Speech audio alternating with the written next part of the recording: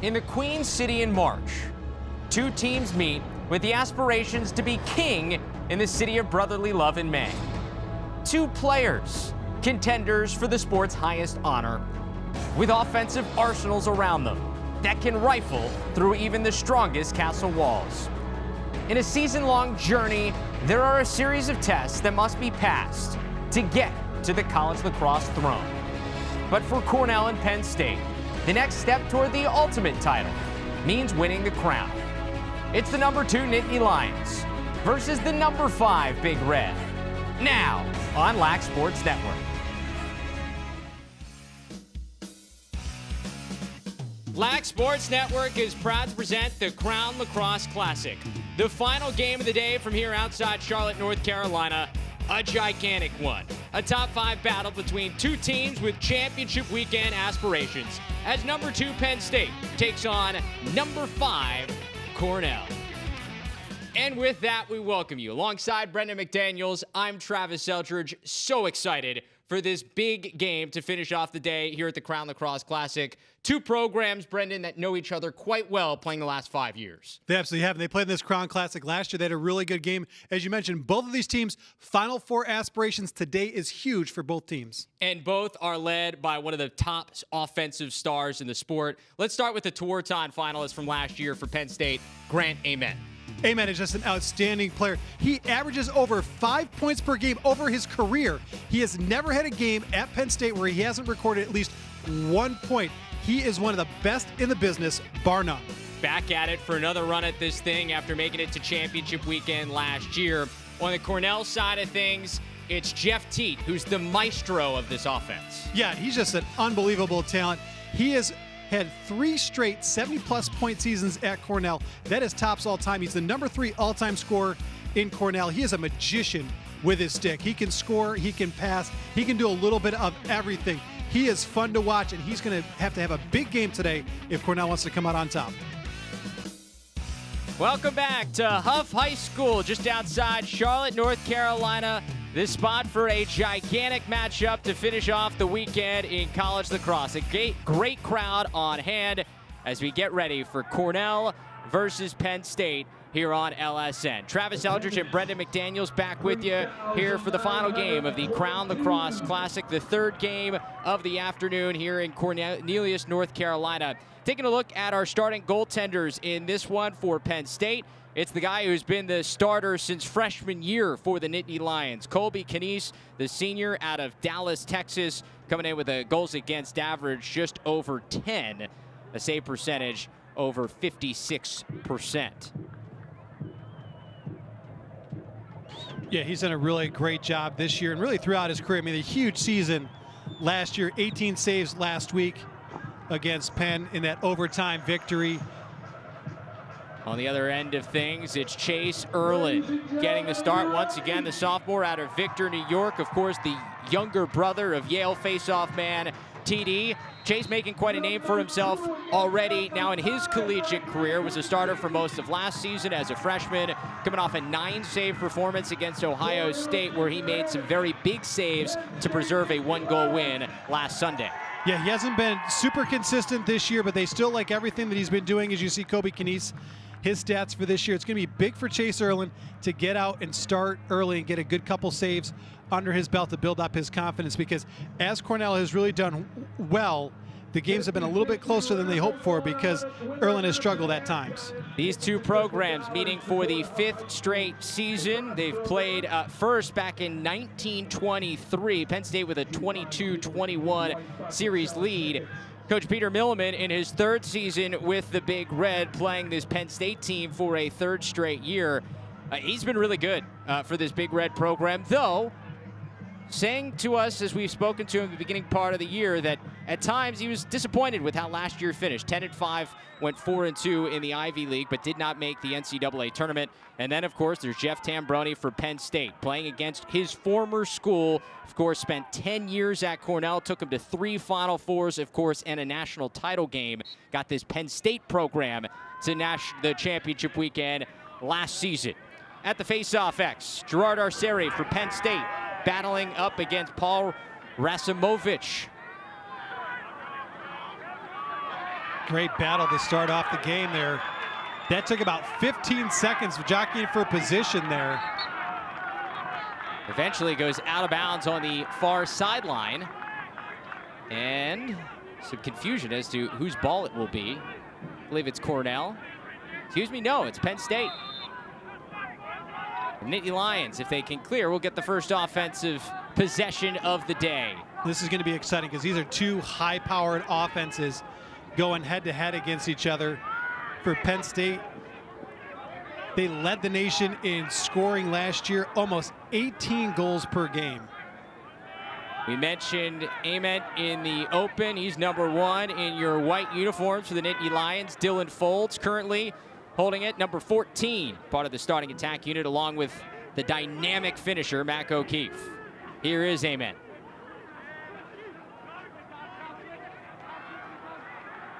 Put up 126 points a season ago. Gets to the middle. Does it count? No, waved off, crease violation.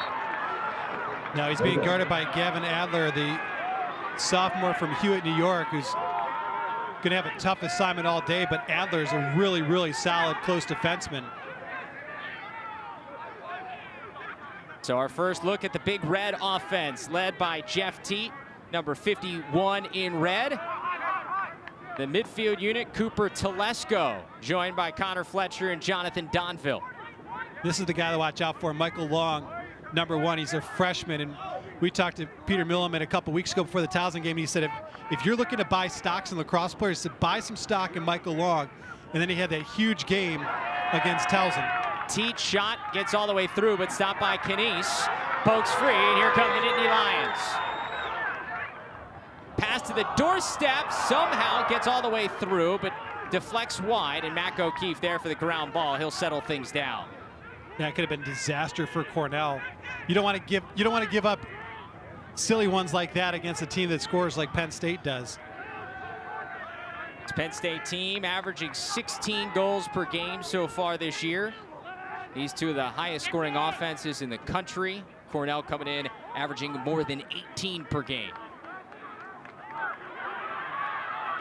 Shot off the pipe, it stays out. We've got a flag down and a player down for Penn State.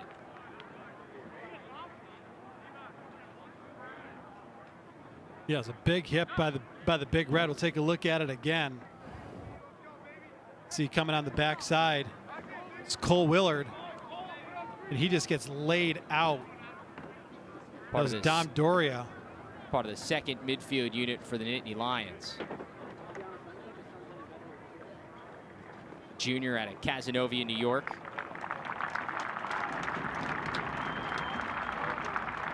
Gets helped off the field, and now we'll get our first flag of the day. Red #19, illegal body check to the head, 2 minutes full time. Yes, sir. Red 19, illegal body check. And that's huge. A 2-minute man up for this Penn State offense, and it's an unreleasable penalty against Dom Doria. And it's 2 minutes unreleasable too, and that's huge for Penn State. They're converting, you see, the man up at 64% this season. It's one of the tops in NCAA. Mac O'Keefe orchestrating things from the top of the box. Ament from long range shoots wide, back up there. Yeah, not only Ament, but you got to watch out for O'Keefe as well. A lot of guys on this offense are super talented. Pass in the middle, an early goal for the Nittany Lions. Kevin Hill, the redshirt senior, has him on the board first. So Kevin Hill gets the man-up goal to get it started off for Penn State. And this is an important sequence now for Cornell because they've already given up one. See the ball movement is Grant Ament slides it in there, and Ament now, that is his 54th game with a point. He has scored in every game he has played in, and right now it only barely took him 3 minutes to get that point. But look at this for Kevin Hill, had a huge 2018 season, but now remember that's an unreleasable penalty, so they can keep going here. So now a man-up face-off for Gerard Arceri and Penn State.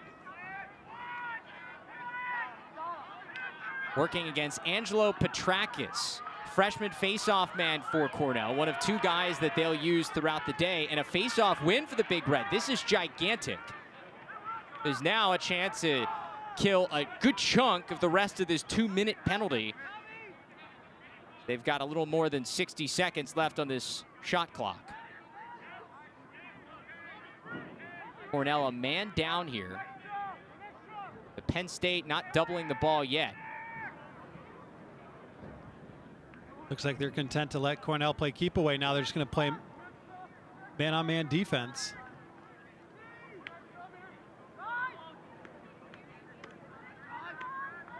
Tambroni respecting the Cornell offense, knowing that if there's any team in the country that you get a shorthanded goal on you really quickly, it's this Big Red team.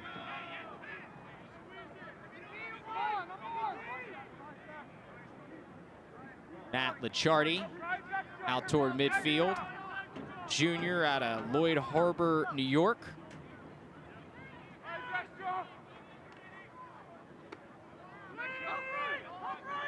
John PIATELLI dives in, saved by KNEESE. It's a crease violation on the dive and a chance for Penn State to outlet quickly.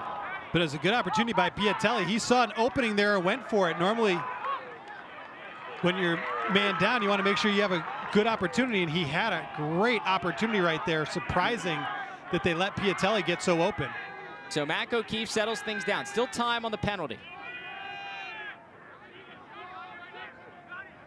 And now we're back to even strength. So 1 goal on the 2-minute unreleasable extra man for Penn State. So they do strike. Cornell able to eat up a lot of it. Penn State with the backup, and they'll keep. Yeah, so it wasn't awful for Cornell defensively. They only gave up 1. Amen. Skip pass, back out top. O'Keefe to the doorstep. That was beautiful. Jack Kelly spinning and winning. Nittany Lions up 2.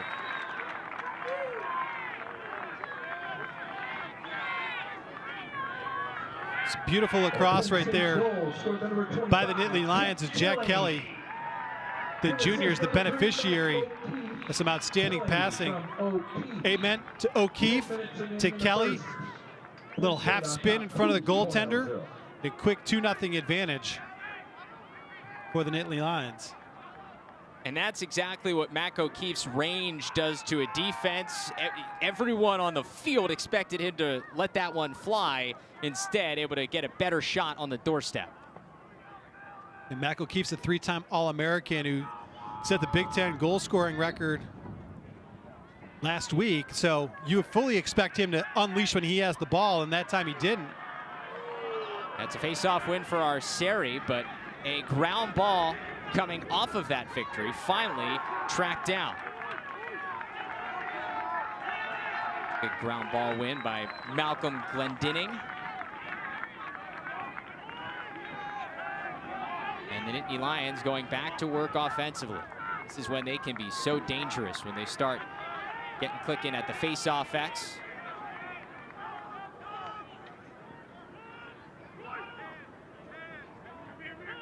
O'Keefe. Showcasing the moves, gets free! And a penalty afterwards. Let's see. He did land in that restricted arc inside of the crease. Goal waved off. So no goal, but we'll have the penalty. Remember, if you're new to college lacrosse this year, that new restricted area that you see, kind of like a snow cone coming out from the goal mouth, is now a no land area for an offensive player who's diving the crease. Safety issue for goalies and the offensive players alike. One on each team. White number 3. Unnecessary roughness, 1 minute diving into the goal mouth. Hey, red. Let me report foul first. Red 10 push, 30-second foul. White's down for 1 minute for diving in the goal mouth. Red's down for 30 seconds for a push. All right, so we get a push and a dive penalty. So O'Keefe will be serving for a minute. Cornell's got a guy in the box for 30 seconds, so we're 5 on 5 for 30 seconds, and then for the final 30 seconds of Mac O'Keefe's penalty, Cornell will go on the man up.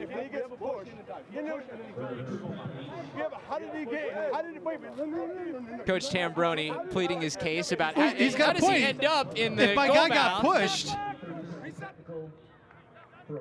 So, but they're calling him for the dive right there, and he had already started the dive before he got pushed.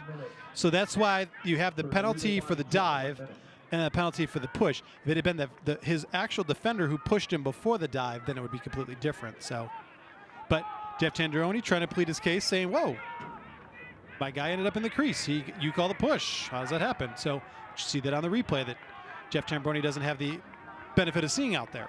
So Cornell man down here for the first part of this possession. Or excuse me, 5 on 5, and now they go man up. So Cornell now a 30-second man up opportunity.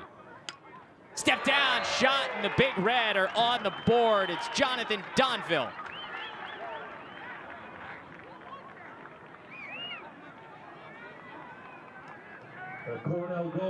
So the man up goal by Jonathan Donville. He had 3 goals and an assist. Their huge win over Penn State last week, and Telesco finds him. Look how much room he has to operate. He just gets to wind up. Tiptoes the fallen defender afterwards. And he now has a 20-game point streak.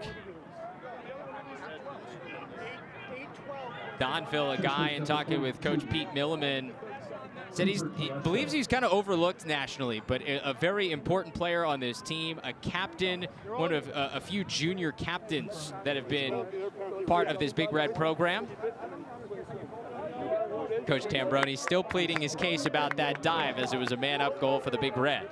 Well, and that's one of those things that as a coach, he's not talking about now. He's politicking for later on. He's politicking for that next call. And it's the freshman who wins another face-off here for the Big Red, Petrakis.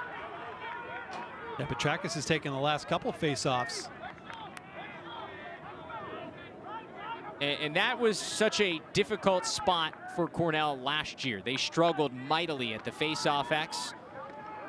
A lot of people believing if they could fix that, this would be a different team. They struggled there at the face-off X last week against Ohio State, but still found a way to win. So far today, right around 50-50.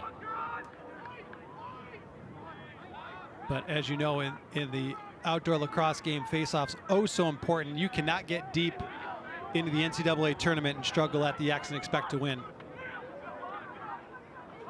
LICCIARDI on the run. Cornell ties it up. Matt LICCIARDI's first goal of the season.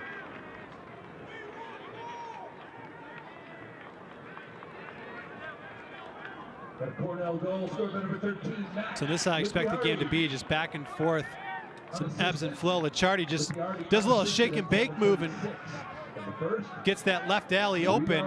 Just gets a little bit of a lane to shoot. He's able to beat KNEESE.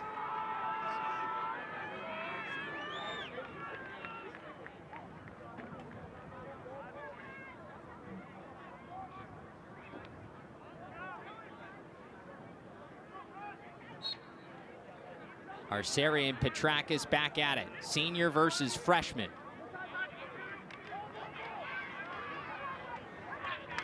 And a good ground ball win there for the Big Red. Billy COYLE, the midfielder, the sophomore, playing a face-off wing and coming up with a big ground ball to get a face-off victory. Those are big. As Cornell now 3 of 5 at the X. If this Big Red team wins face-off battles, this offense just has even more possessions to operate. And another one goes, 3 straight for the Big Red. It's Connor Fletcher getting on the board. The benefit of winning the face-off, you get those extra possessions, and now Cornell has scored 3 in a row. And Connor Fletcher, the 6'3", 230-pound senior, just comes barreling down, takes this down the left side, beats his defender. Nobody slides over to help. Gets the wide open look at the cage and gets the goal. Really liked Connor Fletcher's game. We did the game 2 weeks ago against Towson. I thought he played really, really well. Got the offense moving from up top. Had just 19 points last year. His career best actually came back in his freshman season when he put up 32. And you think about Cornell, when you're winning 30–40% of your faceoffs, how much more efficient your offense has to be. If you then get to the 50–60% mark, like they are so far in this first quarter, this offense becomes even more dynamic because of their ability to work efficiently. Yeah, and you're getting 6 to 8 possessions per game additionally than your opponent. And when you shoot as well as a team like Cornell does, that's absolutely huge. This is Donville. Back up top to PIATELLI. Zone defense here for the Nittany Lions.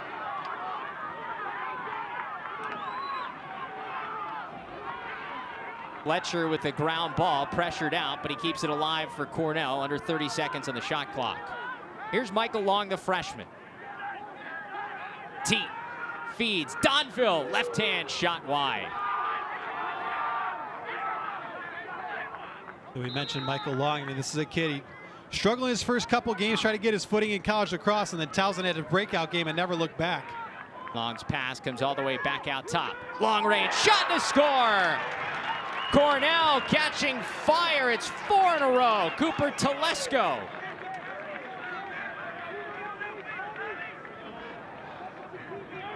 You got a Cornell goal, scored by number 42, Cooper TELESCO. Cornell dominating the possessions, getting second chance opportunities from up top. And these Cornell shooters have been hitting from long range in the early going. Penn State 2. TELESCO coming off a 3-point performance in that 1-goal win over Ohio State last week. Had a career-high 4 goals earlier this season against Albany. Guy who stepped into that first-line midfield unit and has been a really dynamic piece, now up to 9 goals on the season. So we get a cover on Penn State, so that'll be Cornell ball once again. So more pressure on this Nittany Lions defense here past the midway point of the opening quarter. Arceri starting off just 2 of 7. That's a little bit of a surprise.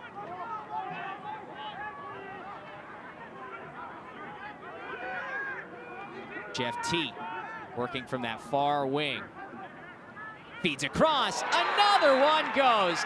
Everything coming up. Aces for Cornell. It's John PIATELLI from Jeff TEAT. It's just an impressive run that Cornell is on right now. 5 goals in a row over the last 3 minutes and 20 seconds. And TEAT with a cross-field pass. And look at that shot. There's little room for error on that shot by John PIATELLI, who had 8 points last week. And Penn State wants to talk things over. They call a timeout. They've seen enough from Cornell, who scored 5 unanswered after the Nittany Lions led 2-0. We mentioned Jeff Tambroni and the time he spent at Cornell to really kickstart his head coaching career, and he accomplished so much with the Big Red. As you take a look at his journey as a head coach, started up there in Ithaca, New York for the Big Red, led that team to Final Fours in 2007, 2009, 2010. Of course, that heartbreaking championship for the Big Red in 2009, losing to Syracuse. Then after 10 years, moves down to State College, a place where his wife went to school. Chance to revitalize this Penn State program, and it took maybe a little longer than some people thought, but made it to championship weekend in 2019, his 9th year as head coach of the Nittany Lions, and now in the position they're at, currently ranked number 2 in the country, a team many people expect to see back in Philadelphia championship weekend again this year. Yeah, you see this is his resume right there. Last year, Big Ten Coach of the Year. You said it went to the Final Four and 8 consecutive Ivy League championships. And you're absolutely right. It took a little longer than people expected, but they gave him time. And that's the important thing. And people talk about, well, the importance of giving time. Mike Krzyzewski was not a good coach at Duke for the first 5 years he was there. Then now he's got 5 national championships and multiple ACC titles. give time. You can't pull the chute right away. If you've got the right person and you believe in what they're going to build, you got to give them time. Penn State believed in Jeff Tambroni. They gave him the time, and now they're reaping the fruits of all of his labor over the last couple years, because this is a Final Four caliber team this year, and a team that wouldn't surprise me if they win the national championship. I mean, this is a team that I picked to win the national championship at the beginning of the year, and they're playing like a Final Four caliber team right now. Jake Glatz took that last faceoff for Penn State. He actually won it, but they can't get the ground ball, so Cornell, another offensive opportunity. You see Cornell on the 5-0 run. It's also, they have won 6 of the 8 faceoffs in this game so far. DONVILLE, down to PIATELLI. One more pass, TEAT just wide. TEAT just trying to sneak that one in all that traffic right in the middle of the goal. Here's Michael Long, number 1 in that red Cornell jersey. He's added a new dynamic to this Big Red offense, an offense that maybe didn't have that X-attackman type, but Long very comfortable playing at that spot and has been where he's had a lot of his success so far in his freshman season. Now they're going to invert with Fletcher. Feeds, Long, doorstep, flag down. We have another crease. I'm going to imagine this Call is no here goal. As the officials talk things over. Long conference. So clearly 2 of them saw 2 different things. Let's see. No so goal. They're going to wave off the goal for the 2nd time. We've got a So there's a push with possession, push. so there's a 30-second technical. But no goal Penn because he State. landed inside that restricted arc. No good. White 47. 47 white push. Brett Funk, the man going into the box for the Nittany Lions. A 30-second technical for a push. Another man-up opportunity for Cornell, and you've seen the numbers coming in, sitting at 50% on the extra man. If you give them a lot of opportunities, a man up, and they will make you pay. Here's Long working from X. PIATELLI. Skip pass back across. Looked like Penn State got a piece. They did. So it'll stay with Cornell. Still some time to operate. About 12 seconds left on the extra man.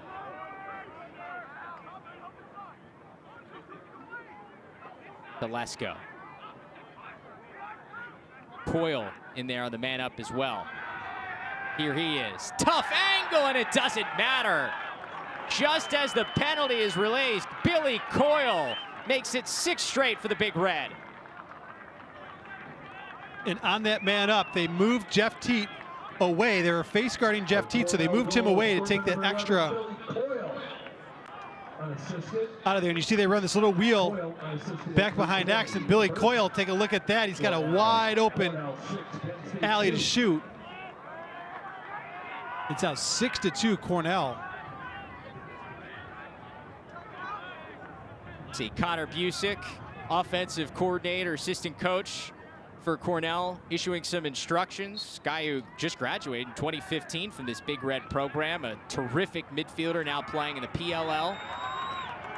As Jake Glatz wins a faceoff for the Nittany Lions, but turns it over again before they can get an offensive possession, and Jeff TEAT makes a great play by midfield. Those are the little things that don't show up in the scorebook. It's only going to be a ground ball for him. Cornell's got a long pole goal. BRANDON SALVATORE. His first goal of the season, and everybody's hitting for the Big Red. This is truly amazing what Cornell is doing right now. They can't miss right now. KNEESE has faced 8 shots. He's made 1 save, and that was a beautiful shot by BRANDON SALVATORE. The first person over there is Jeff TEAT. He loves it. Senior from New Canaan, Connecticut. Ranking top 3 in Cornell history and caused turnovers. Well, he's creating some offense as well today. Gerard Arceri back in there at the faceoff X for Penn State. As Gladys had won a couple of faceoffs, he just couldn't get the possession for the Nittany Lions. Look at this here. Man, one heck of a battle. Yeah. Tim Graham, the Australian, in there at the faceoff X for Cornell, and the Big Red are winning faceoffs no matter who's out there. Yeah. First Australian, by the way, to play in NCAA in the last 10 years. This is a Big Red program that at times last year couldn't find one guy who could win them faceoffs. Today they got two or three. As I say, they got two guys now, and they're just continuing to dominate the X.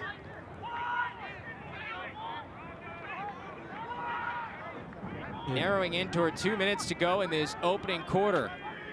If you're a Big Red fan, this could not have laid out any better. Went down 2-0 if you're just joining us. Cornell has rattled off 7 in a row to take a 5-goal lead. TEAT, little off. Maybe the most impressive part about this Cornell offense this year from what we've seen is they've been able to create a lot of offense even without Jeff TEAT doing a ton. Yeah, this year they don't need to rely on Jeff TEAT to get them some offense. The side of the cage, back up, goes to the Big Red. Good hustle. JJ Lombardi laying it out there, getting the possession for his team. And a fresh 80 seconds for this Cornell offense. Coach Milliman admitted to us earlier this year, we were talking to him getting ready for the Towson game, that maybe at times last year they expected and relied on TEAT so much, and they needed him to do so much for the offense to click. We've seen this year he hasn't had to do a lot, been able to play a little bit more within himself, and this Big Red offense has found tons of opportunities elsewhere. And that's what it is, because, and we saw with Towson, they made it a point. They were going to face guard and take Jeff TEAT out of the game, which was a great plan in theory, except 7 other guys stepped up for Cornell and won them that game, with Jeff TEAT getting a goal and an assist in that game and really being a non-factor. But that's, for Cornell, that's what you want. You want to win games where Jeff TEAT's a non-factor, because then other teams are going to say, okay, well, now we got to worry about TEAT, we got to worry about PIATELLI, we got to worry about Long, you know, TELESCO, FLETCHER, LOMBARDI. I mean, there's a lot now. PIATELLI, his second. 8 in a row for Cornell. Penn State can't stop the bleeding.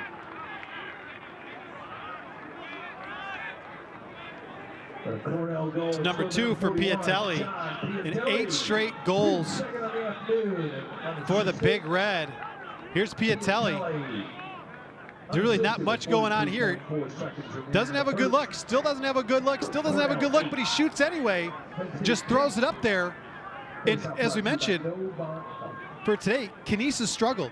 So even if when you don't have a great look, throw it on goal, see what happens, and that's exactly what he did. KNEESE now just 1 save on 9 shots, another face-off win for Cornell.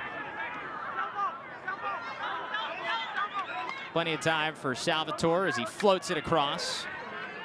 And Sam Duggan gets the clear for the Big Red. Still 22 seconds left in the quarter for Cornell to add another one. This is reminiscent of that Final Four game for Penn State against Yale, where they got blitzed in the first quarter on their way to eventually getting back in the game, but losing. That hit a piece of a Nittany Lion and stays with Cornell. 3 seconds to go in the quarter. Long triggers quickly. Fires it in front.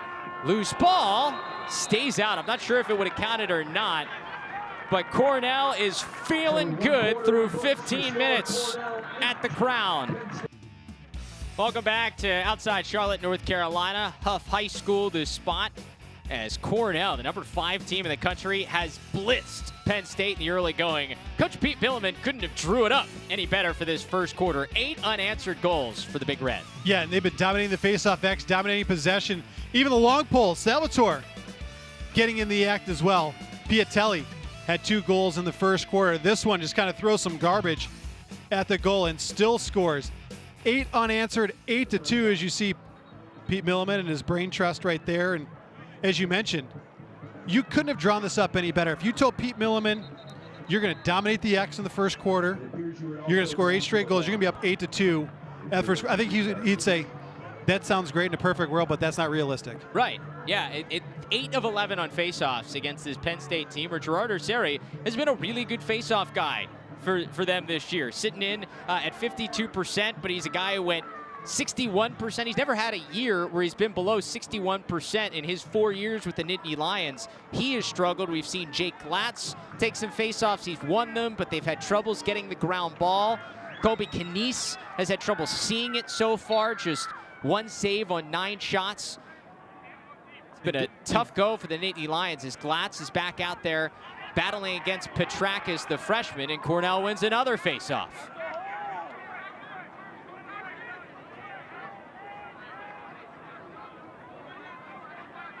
So you see at the bottom, that's the most impressive thing. There's 7 different goal scorers for Cornell.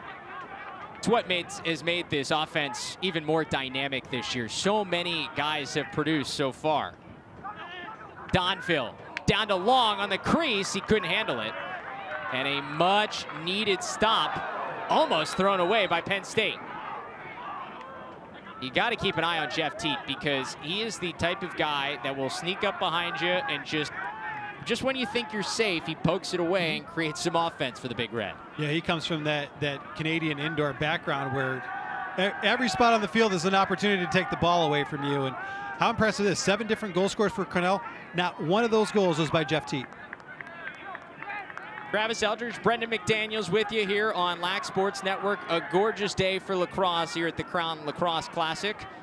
Mac O'Keefe looking to get his hands free, feeds in front. Ball ends up in the stick of IERLAN, a crease violation. No, excuse me, a push leading to that crease call, so it'll stay with Penn State. Nittany Lions just desperately need a good offensive set here. Seems like forever since they've touched the ball. I feel like they haven't touched the ball in about 10 minutes of like real time, which is tough when you're just standing out there doing nothing. And Jack Kelly got himself into some trouble, a caused turnover for the Big Red.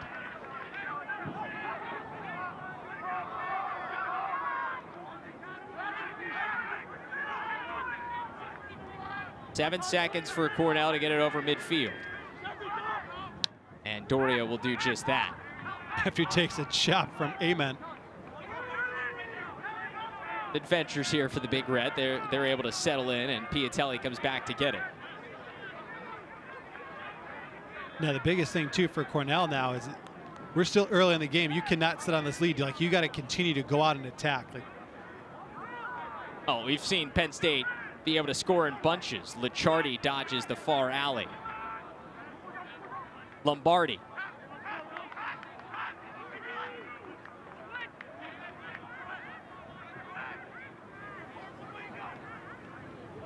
JJ Lombardi at it again.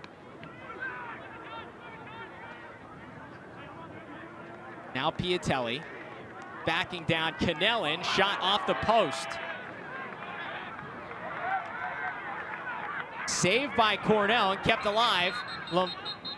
Long had a good beat on it. Let's see. I think we Cornell got a timeout. gets a timeout. Timeout, Cornell. Yes. Big Red pausing things and keeping the possession.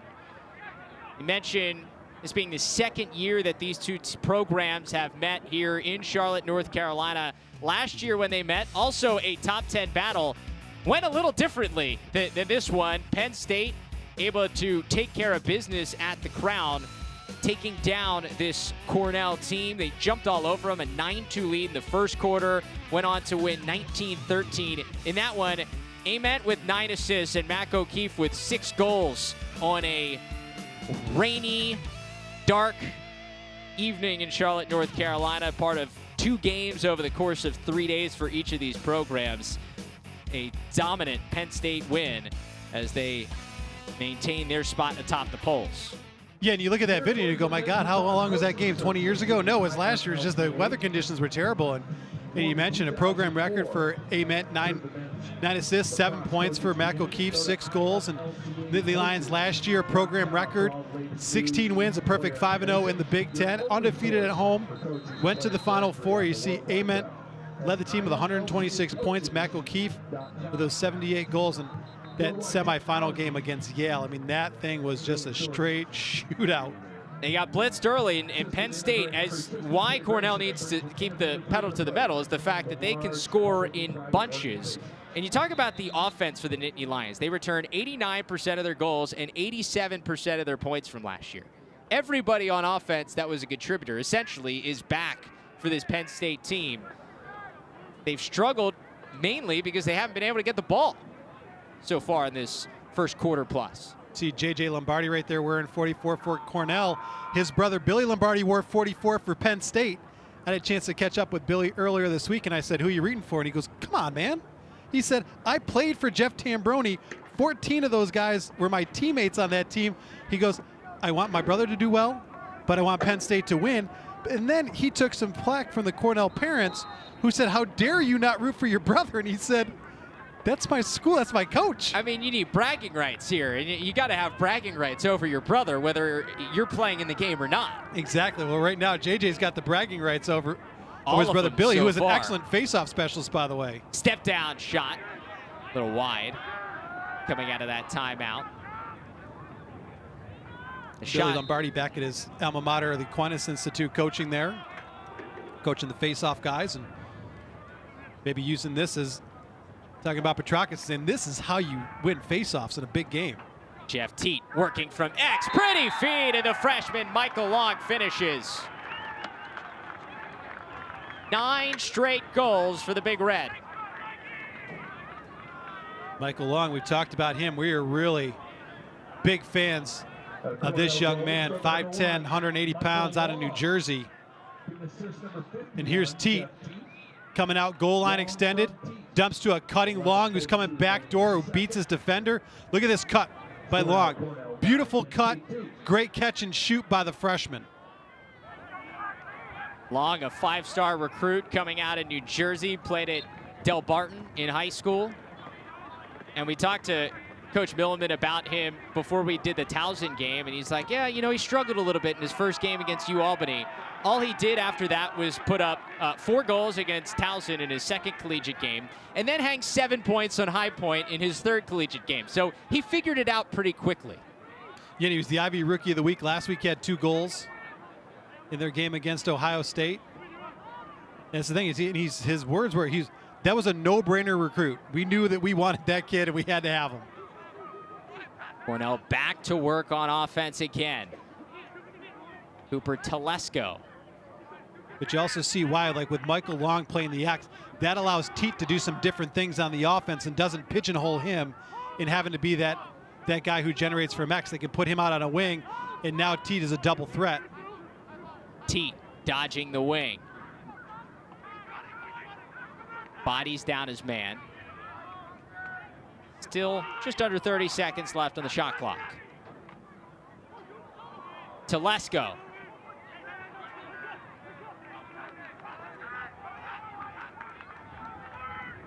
Another methodical possession for this Big Red offense. Skip pass across. Donville walks all the way in. Somehow stayed out. Yeah, Donville had a wide open look at the cage.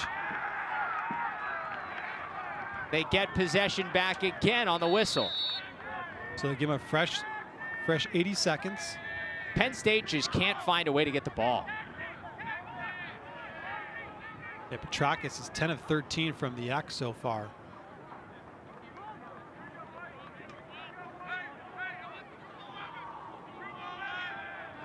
Matt LICCIARDI, his older brother Joe, played for Penn, the Quakers, fellow Ivy League institution. Now Billy Coyle, sophomore out of Malvern, Pennsylvania, going to work at X. Extra pass. Another one. That go? It did.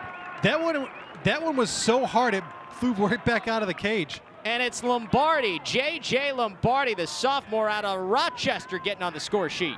It is now 10 straight goals by Cornell. J.J. Lombardi, top 10 in the country in shooting percentage. Here you see 44. He's got a stick up. He's just waiting for a pass right there. And gets it and takes it over the shoulder. Did go through the net. Yeah, they're going to have to tape that up. It takes it right over the shoulder of the goaltender, KNEESE. JJ Lombardi, not a big guy, only 5'7".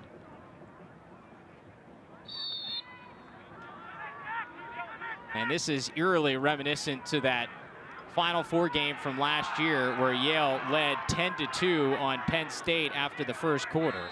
This one took Cornell a little bit longer to get to 10, but similar scores. Penn State finally gets an offensive possession. The Nittany Lions team that at times has dealt themselves some pretty big holes. Happened against Yale when they squared off earlier this season, a loss for the Nittany Lions. On the run, Penn State finally ends the run. TJ Malone, the sophomore midfielder, getting the Lions back on the board. Penn State needed that. TJ Malone, the sophomore. Take a look at this one again. Comes barreling down the alley. Lost his defenders. Defender comes over late and scores. And we asked Jeff Tambroni about this. If you watched the game last week in overtime, Malone passed the ball to Mac O'Keefe, and as he passed the ball, he stuck his arms up and said, "We just won this, baby," before the shot even went off. And we asked Coach Tambroni about that, and you know, he said, "I hope people weren't offended and thought that he was being a jerk." He said, "I like to think of that is that we respect and trust each other," and he knew that Mac was going to come up with a big play. And I told him, I said, "Listen, me personally, I love it because that shows confidence in your teammate. A lot of confidence. You know you just set him up for something good, and he just connected for you." Penn State's first goal since the 10-minute mark of the first quarter. But the narrative stays the same. Cornell another face-off win and another offensive possession. So Cornell went a 10-0 scoring run in 16 minutes and 53 seconds. PIATELLI looking for more.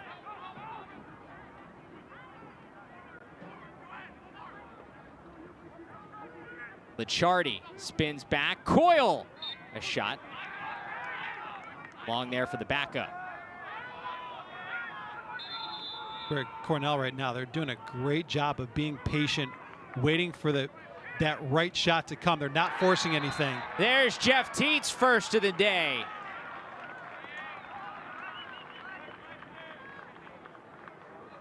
And he is even more dangerous when he can let the game come to him. And just showing you a goal and 2 assists so far. One of the best in the game. Yeah, and he's going to be the #1 overall draft pick in the National Lacrosse League coming up. And TEAT is a beautiful shot right there. Absolutely amazing. His dad, a longtime player and coach in the National Lacrosse League. You saw he had a great game last week. He's got the flow going. I mean, Jeff T, like I said, he will be the top overall pick. And I worked the Rochester Nighthawks New York Riptide game, and a lot of people up in the press box were saying, whoever loses this game is getting Jeff Teat. And then you got to the fact of, so you want to lose this game so you can draft Jeff Teat and make your offense even better. And maybe, yes. And yes, I mean, both teams can absolutely use a player of Jeff Teat's ability, but he is one of those guys, and we mentioned this at the beginning, he's such a dynamic talent. And now with the emergence of Michael Long, he can go out, he can come back out from X. He can come to the wing, he can come up top. You see that one, he came up top. Just so many different things he can do. Save from Erlin, Malone looking for more. And I honestly, I think it's been almost a quarter since Ament has had the ball in his stick, and finally, the Tewaaraton finalist gets a chance with it. It's been a long time, and you talk about how you shut down Ament and O'Keefe, don't give him the ball. Erlin with a save. That's a big one for him. Even though his team is up by a lot, he needs personally to build some confidence that he can make those big stops against these elite players. Yeah, Erlin coming into today, just a 44% save percentage. A number that Cornell would certainly like to see rise as the season goes on. You mentioned Jeff Teat. I had a chance to catch up with him this week, and we were talking about, he actually read a Kobe Bryant book this offseason. Wanted to learn more about leadership. Wanted to see how could he get better, not only as a player with his mentality, but also as a leader for this Big Red program as a senior. And so interesting that he wanted to take after Kobe in that spot, as KNEESE got a piece of that and it stays out. Well, and that's a good role model, and obviously timely with Kobe Bryant's unfortunate passing last month. But I mean, there's a guy who studied the game and studied how to be a champion like nobody else. And a lot of people talk about the Mamba mentality that Kobe Bryant had, and just his need for perfection, his need to be the greatest person on the floor at all times. And if that's what Jeff Teat is learning, everybody else better watch out. Here's Kevin Hill racing on for Penn State. Nate Buller, second midfield unit coming on for the Nittany Lions. Now O'Keefe. 1 assist so far today, just hasn't seen the ball much. Now Amen. Had a step and now turned back. Back to O'Keefe. That hit a piece of the Big Red. It'll stay with the Nittany Lions. Yeah, that went off the leg of Dom Doria, and they were switching off as Griffin Busick had O'Keefe on the last offensive set. Nice takeaway by the short stick. Griffin Busick able to come up with the caused turnover and the ground ball. Younger brother of assistant coach Connor Busick making his presence felt defensively. Yes, a couple different brother tandems, the Piatellis on this team, and there's been a couple more that have played for Cornell. One's graduated, one's here, and of course the Busicks. One of the great stories to come through the Cornell Lacrosse and their storied program. Big Red team, 4-0, looking to get to 5-0. They're off to their best start since the 2014 season when they started 9-0. Teats shot well off. And this Cornell team that we're seeing this year is what people expected from them last year. And it's coming a year later, but I mean, this is what they expected, and this is what they wanted out of Dan Teat. That's just too easy. Michael Long to Jeff Teat. Teat's got 4 points. Excuse me, Jeff Teat. I called him his dad just now. I don't know how many people caught that. They were like, oh, wait a minute, who's he talking about? It's been so many years covering someone's dad, and then you watch their kid. And sometimes that muscle memory is a little bit off, but look at Long. Look at the field vision. Teats just standing there, nobody on him. I mean, that's just a lapse in judgment right there. There's no other thing to talk about. I mean, when you go into halftime, you got to say, how do you let Jeff Teat stand all by himself right in front of the crease? Guy who's going to be in the conversation for the Tewaaraton Award this year. Maybe score the easiest goal he'll score all season. He's now got 2 goals and 2 assists in this first half. As Jake Glatz, again for Penn State, taking faceoffs. He's seen a lot of the work. It has not been Gerard Arceri, the primary starter. The Nittany Lions get a faceoff win and a possession. Well, Glatz is now 4 for 8 after Arceri went 2 for 9.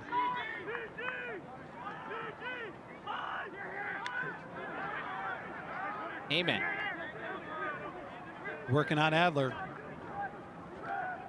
Gavin Adler, 5'8", 180, but he plays a lot bigger than that. Trainer on the doorstep couldn't handle it, but I believe we're going to get a push that we will. Stays with Penn State here. Yeah, Cornell went to double Amet, and then they got their defense out of sorts, and then they had to push Jack Trainer. Amen, getting a pick, draws the double, and you know Cornell's just not going to let him beat them right now. Step down shot from long range is well off from Malone. But Dylan Foltz able to go back to the corner to grab it. Another Canadian playing in this game, won a Minto Cup in 2018. His pass a little high for Kelly.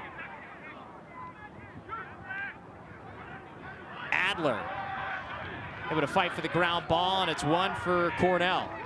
Patrick Carey. And Adler diving right there actually helped his teammate get an easier chance of the loose ball. And credit to all ends for the Big Reds so far. They have played maybe their best half to date. And keep in mind, this is their 5th straight road game. They have not played at Shulkoff Field at all this season. Connor Fletcher. Pass down to Donville. Good ball movement here for the Big Red. Fletcher just high. They'll open their home schedule next week against Yale. Yeah, this is the start of a really difficult stretch for the Big Red. They play Penn State here, take on Yale next week, and then you got to go to Penn. 3 teams coming into the day in the top 10. Penn likely going to fall out after they lost to Villanova earlier this weekend. Here's Yale, Princeton, Cornell, and Penn that came in this weekend in the top 10. And then Brown upset Virginia earlier today. So the Ivy League is just going to be a gauntlet. Yeah, whoever comes out of the Ivy League will be battle tested. 100%. A much needed stop for Penn State, but some issues getting it over into the offensive end. Tommy Wright, the long pole, gets it to Ament and moved along. Chance to go in transition. Folds. Thought about it, instead will settle things down. Didn't get a clean pass, and that's the difference. The pass wasn't clean. He wasn't able to get a shot off. So now a timeout for Penn State. Let's regroup, get a play run, because the offense is out of sync because they haven't had the ball much this half. An important possession for Penn State here if they can try to climb back into this game in the latter parts of this first half. We've been talking so much about Jeff Teat. You look at his game so far, 2 goals and 2 assists. In the Open, we called him the maestro of this offense because he's just such a great orchestrator of things. Yeah, there's just so many things he can do with the ball, whether he's passing or shooting that one little sidearm shot. Then this, look, he just gets himself right in front of the crease for the little catch and shoot in front. And as we mentioned, he's dangerous scoring, he's dangerous passing, and he can do a little bit of everything. And Teat's really off to a nice start so far. 2 goals and 3 assists for who might be the best player in the country. Came into the game with 262 career points. That ranks 3rd in Cornell's all-time list. We talk about his goal scoring, but he averages 3 assists per game. We mentioned just a dynamic talent. He was born and raised in Brampton, Ontario. Went to the Hill Academy, Brody Merrill's school. As we mentioned, his dad, a longtime National Lacrosse League player, and Coach Dan Teat. And I mean, there's so much lacrosse. I mean, this kid's grown up with so much lacrosse, and he's just, in credit to him, he's absorbed so much. He's been a sponge over the years, and his knowledge of the game, his ability to see the field, and his ability to find teammates and know where everybody is and find guys who are open before they actually are. Just a guy who's just, he plays on such a different level than everybody else. Penn State with the possession coming out of the timeout. Jack Kelly in there with Jack Trainer and TJ Malone in the first midfield unit. Malone spins back.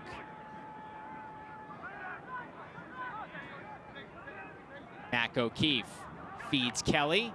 He draws the slide, slips through. Kelly still with it. Pass to Malone.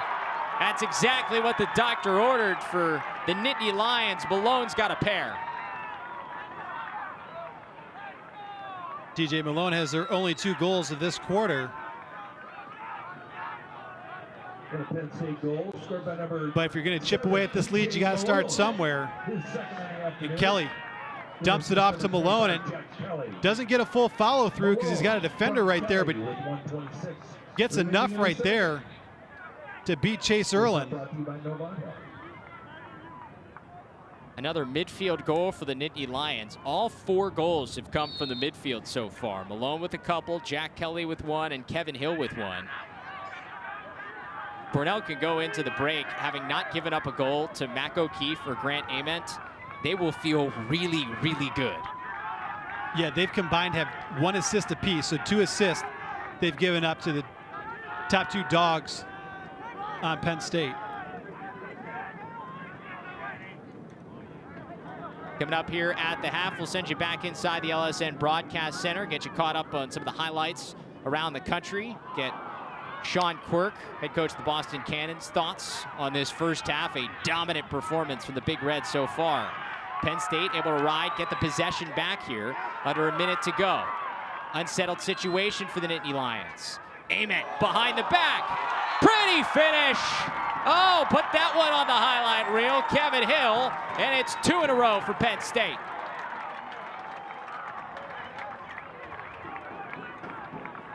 got a Penn State goal. Server number 5. Kevin Hill with his second. There's a pretty transition play. You see Hill drop it off to Ament. Ament with a beautiful behind the back feed. Hill gets himself away from his defender. He's wide open for the goal. Beautiful play. And that is the flair you're used to seeing from this Nittany Lions offense. Cutting it back to a 7-goal game here with just about 30 seconds to go in the half. Glatz wins another faceoff.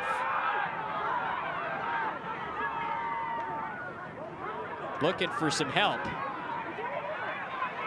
And he loses it.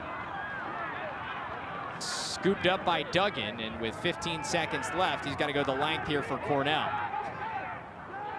He just throws it up for grabs. Hopes for the best, but Penn State will get the possession, but not a ton of time to operate here. 2 seconds left. He's got to get this off in a hurry. Does, but nothing doing. Penn State able to make a late push to get back within 7, but the story of this first half, all big red. Cornell had scored 10 unanswered at one point. Start of the second half just outside Charlotte, North Carolina. A clinic put on by Cornell in the first 30 minutes. The Big Red, the 5th-ranked team of the country, up 12-5 on Penn State through 2 quarters. Taking a look back at what happened in this first half, Brendan, it was a just barrage of goals from Cornell in various different ways. At one point, they scored 10 unanswered. Yeah, as you mentioned, a variety of ways. Jonathan Donville, then LICCIARDI. 7 different goal scorers in this run. Then Connor Fletcher gets into it, rumbling down the alley. Then the set shot by Cooper Telesco. And how about Billy Coyle getting in the act? And the long pole, Salvatore even got a goal in that run.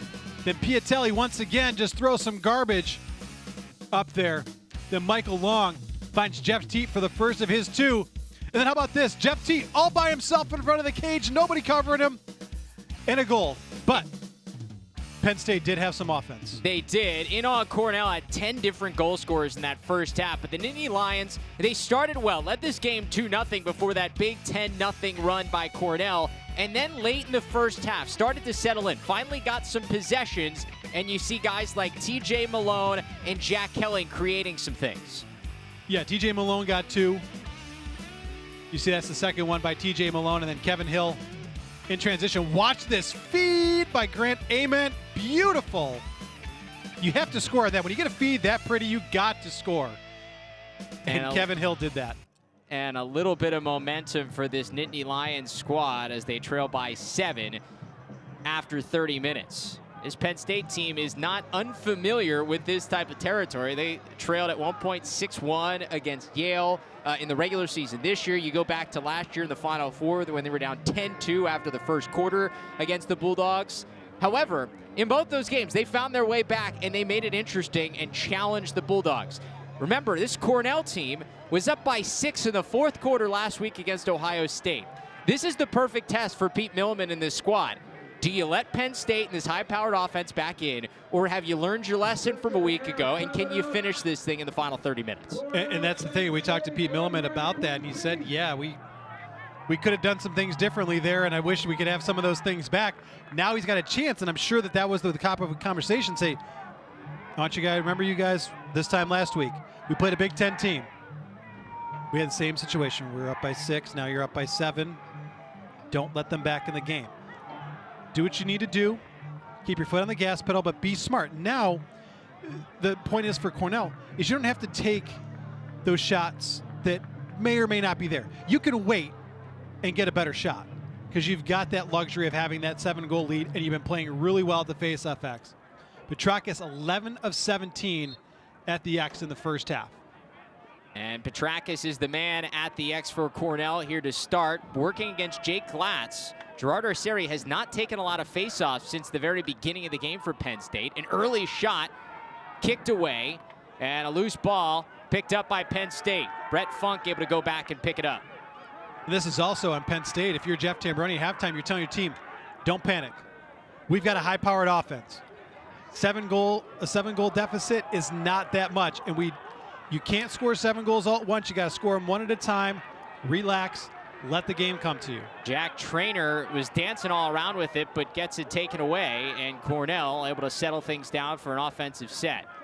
These teams coming into this game averaging 16 and 18 goals per game. So if you think this 12-5 type game is going to stay this way, it's not.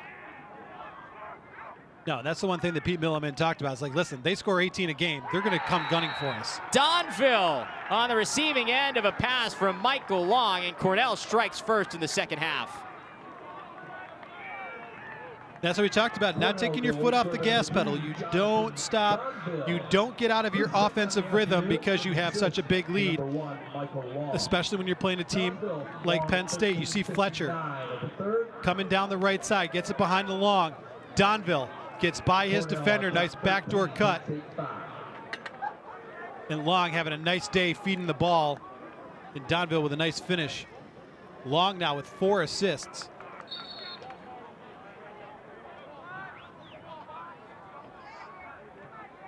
Freshman continues to impress. Once again, it's Glatz and Petrakis at the X. Another win by the Big Red. That has maybe been the biggest surprise of this game. Gerard Arceri is a good face-off man for Penn State, and he struggled at the beginning. We have not seen much from him. This Cornell team against Justin Inacio of Ohio State last week that really struggled, and that's Inacio coming back from an injury, and we aren't sure exactly how close to 100% he is. So you would think against Penn State it would be a similar situation. Not the case today. No, Petrakis has done everything right. The freshman from Massapequa out on the island, they're impressed with what they see from their alum today. Billy Coyle, pass across, Licciardi lost it. TJ Cannellin with a big ground ball.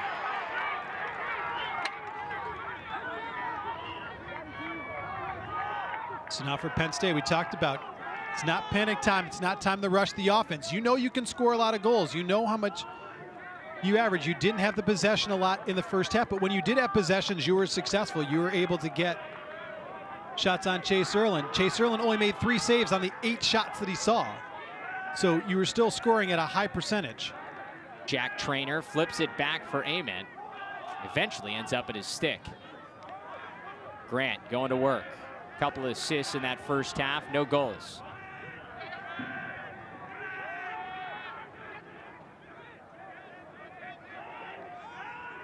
Working once again against Gavin Adler, and he's done a terrific job on Ament. Gets it away, but caused turnover here by Mac O'Keefe. Ament, no look, out top. Kelly finishes! 3rd assist of the day for Grant Ament. Jack Kelly, his 2nd. Penn State answers back. And this is one of the other things that makes Mac O'Keefe so dangerous. He hasn't scored yet today, but causing the turnover to create an extra possession for Penn State. Yeah, so you see here, Carey knocks the ball away from Amen, but Adler gets the ball knocked away. Actually, it was by TJ Malone. And then Jack Kelly winds up and fires and gets the goal off the feed from Amen.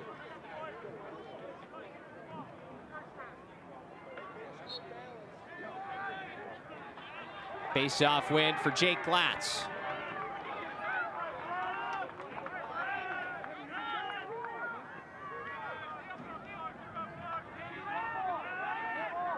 Brian Townsend hands off for Kevin Hill, and the Nittany Lions a chance to get a 2nd in a row here as the 2nd midfield line comes on. Hill all the way through. Back-to-back goals for Penn State.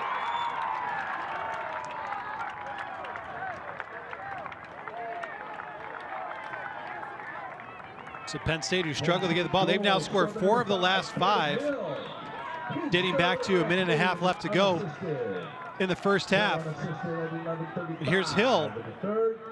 It's getting chopped away. Doesn't really have much to go off of, but just has enough to get a shot off. And beats Erlin. They were shutting off all the other midfielders, daring Hill to beat his matchup in Danny Bacafola, and Hill won it.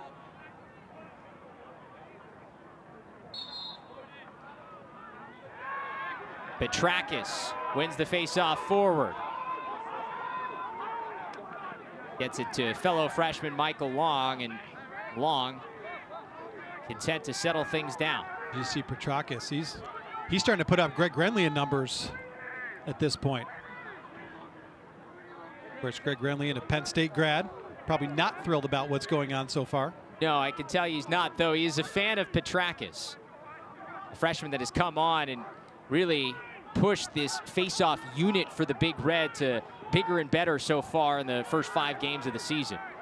Jeff TEAT, a little sidearm sling to Donville, and moves it back along to Fletcher. Tough feed in front and loose ball.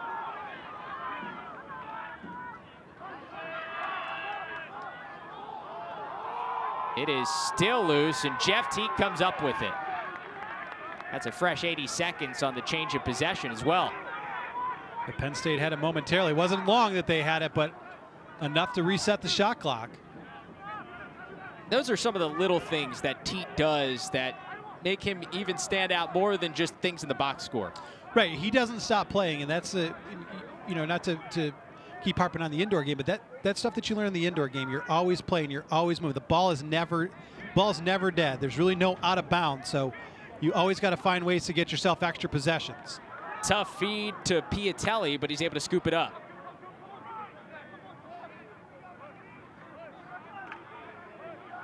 Took a shot to the head, no flag. As TEAT floats it back to Fletcher. Just under 30 seconds of the shot clock for Cornell. Dodging down the alley, a save by KNEESE. Then he steals it out of midair. That was big for KNEESE because he's really struggled. He only saved 23% of the shots that he saw in the first half. Ryan Townsend brings it over midfield for Penn State. 5 saves for Colby KNEESE at the other end, but that a big one as Kevin Hill and company come on for the Nittany Lions. Second midfield unit getting another run. Mac O'Keefe. Shot never got through. It looked like Doria got his leg on that one. Loose ball push will keep it with the Nittany Lions and a fresh shot clock.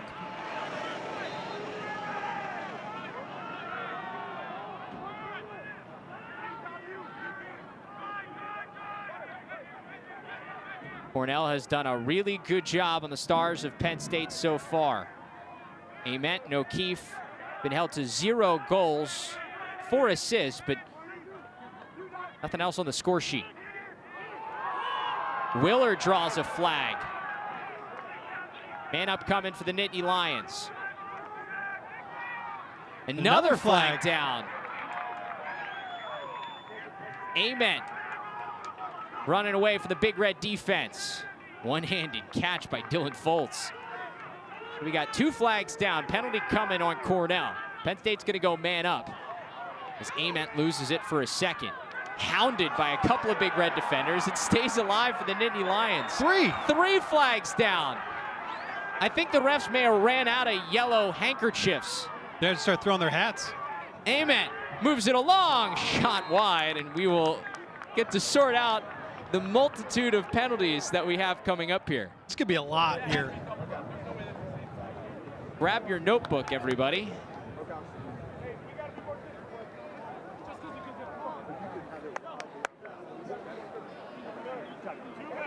Let me 46 and 19. listen in. 46 and 19. You got 4 fouls. 2 men, 2 fouls. You are correct. 2 men, 2 fouls each. Red 46 / 1 minute.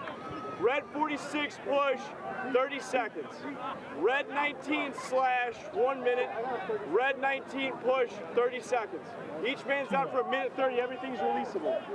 So you're both down for 1:30. Yes, Dom correct. Doria Both down for and 1:30. Joseph Bartolotto both will be sitting in the box for Cornell for 1 minute and 30 seconds. So Penn State, 2 men up for 1:30. All fouls are releasable, but each player getting 2 different penalties. So you got the 30-second plus a minute for each.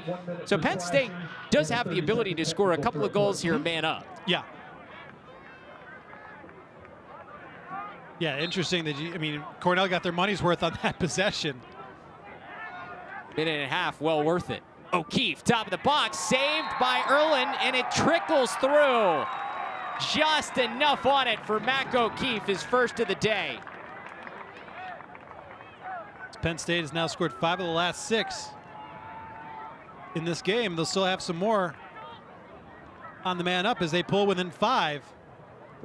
So Mac O'Keefe had 4 goals last week, including the game winner in overtime. You see him wind up that low one, and IERLAN made the save initially, but that shot was so hard and had so much velocity on it that it still trickled past.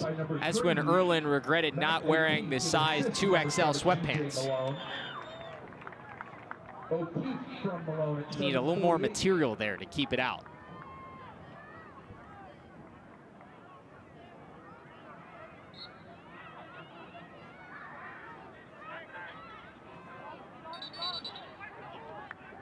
And we've got a whistle on the faceoff. Penn State.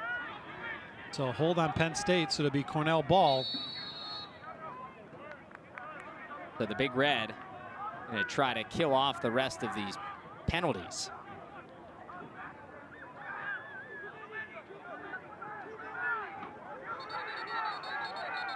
Yeah, we got too many men on the field there for Cornell, I believe. And they threw the ball away. So here comes Penn State.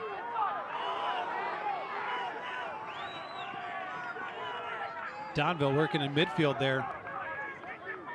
Gets Nostrand.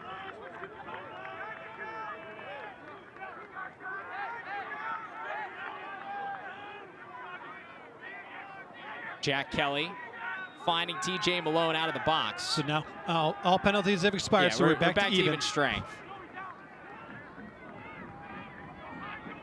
Jack Trainer dances back and forth, moves it back to Malone, now O'Keefe. Slinging, IERLAN saw it the whole way. It's a good save by IERLAN. Penn State scored 3 straight.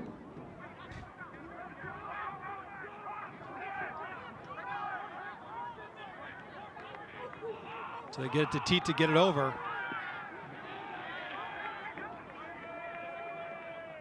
Harrison Bardwell brings it over midfield and gets it to John PIATELLI, who's got a couple of goals so far today. And the second midfield unit involving Matt LICCIARDI comes on for Cornell.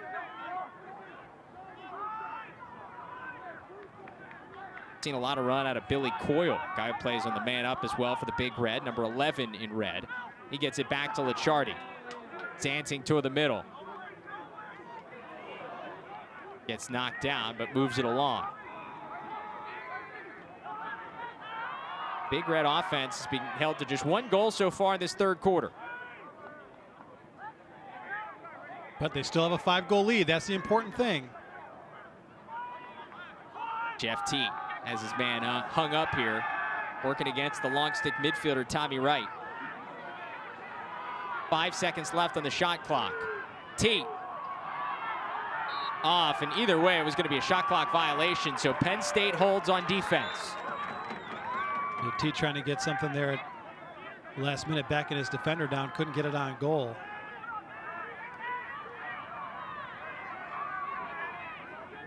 Here comes Kevin Hill.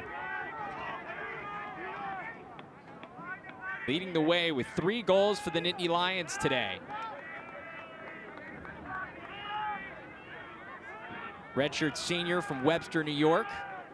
Redshirted last season, put up 32 points last year he played in 2018.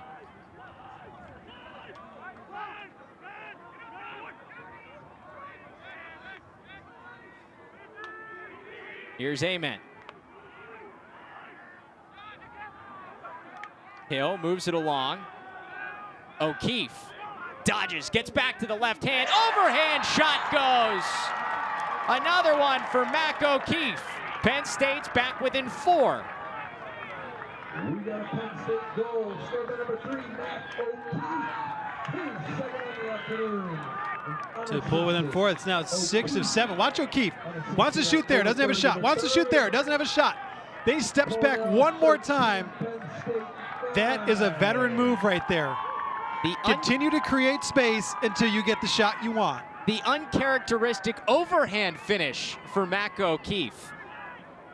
For all you low to high lovers, he went traditional on you and went overhand for the finish.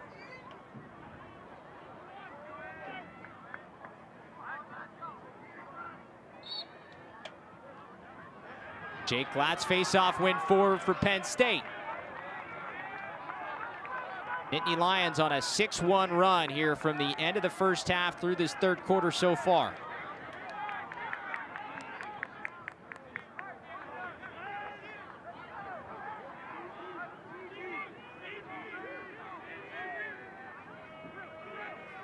Amen. Once again, drawing the matchup of Gavin Adler.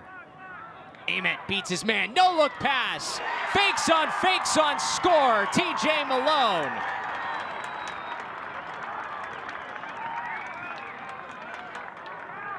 Got a Penn State goal. Scored by number 7, TJ Malone. His third in the afternoon. Giving assist number 1, Grant. Well, we got ourselves a game. TJ Malone kept faking until he made IERLAN bite.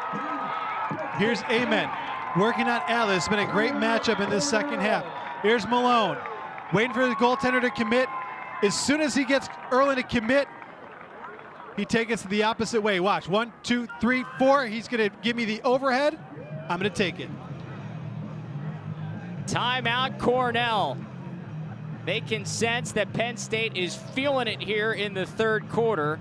Big Red's lead is now down to 3. It is a good time to remind you that coming up later tonight, you can catch up on all the action from around the country. If you're looking for the most in-depth coverage of the sport of lacrosse, tune in every night to Lacrosse Now. We cover the sport like nobody else. Highlights, analysis, interviews with the biggest names in the sport every night, 9 p.m. Eastern on Lax Sports Network. Lacrosse Now, also now available on the FTF Next app and on 11 Sports. So don't miss anything happening in the sport of lacrosse. Check out Lacrosse Now every night, 9 p.m. Eastern. And we will have this game covered in full, along with some of the other great action from around the country. You mentioned earlier Virginia losing to Brown. That was an exciting game. Drexel coming up with a big win over Villanova. I am not looking forward to putting together my top 20 poll this week, which I'm going to do as soon as this game's over. There could be a bunch of changes coming after what we've seen over the last 3 days. A lot of stuff going on, and whoever wins this game should get #1 in the country votes. Maybe. Yeah. Syracuse was impressive against Hopkins yesterday. Syracuse will still be #1, but Penn State was my #1 team coming into this week.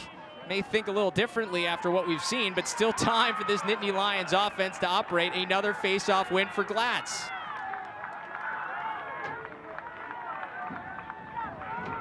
And this is why Ament is considered one of the best in the country. Down by a bunch, trying to create something for this Nittany Lions offense and bring Penn State back.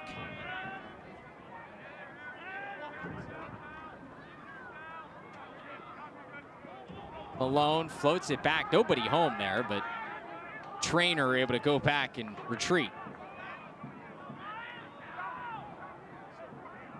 Jack Trainer trying to stop on a dime, slip down. Back out top to Dylan Folds. Amen. Feeding. Another finish. It's Malone, his 4th. Penn State is within 2. This is why when you're down a bunch, you don't panic. 6 straight goals for the Nittany Lions. TJ Malone. Amen.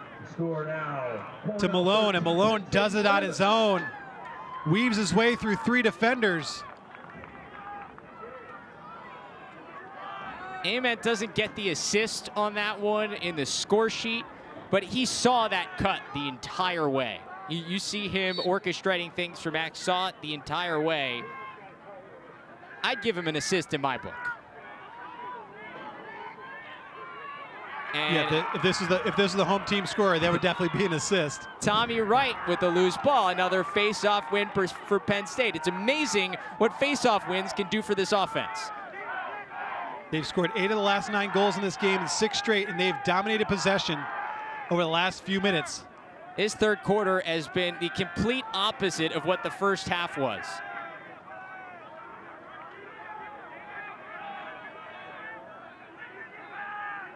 This is Cole Willard in the second midfield unit on now for Penn State. Junior from Casanova, New York, working from X. Gets free, low to high rip is good. The Nittany Lions roaring back, they're within 1.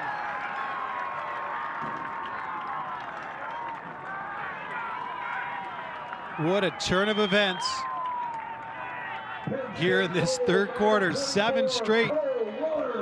Cole Willard, the junior, comes out for Max. Shaves off 2 defenders. Cornell 13, Penn State 12. Shaking his head as his team feeling it now. Are you not entertained? We had a 10-goal run from Cornell in the first half.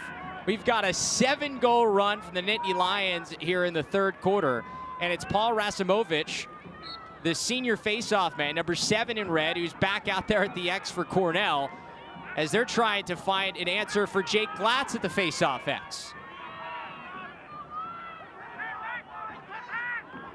Glatz has found his rhythm for the Nittany Lions. Looked like he won the clamp.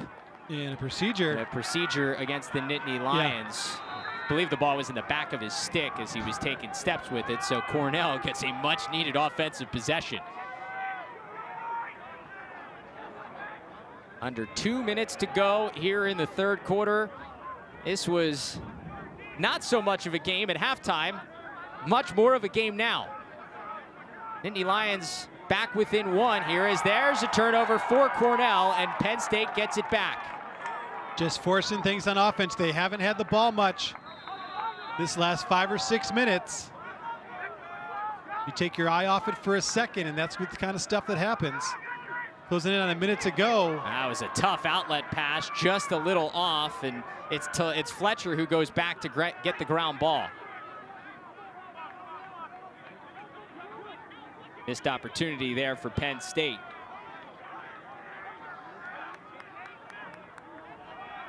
You're Cornell, you try to hold for essentially 1 here? Yeah, I would. Because in worst case scenario, you go into the fourth quarter still with a lead. You don't want this game to be tied up.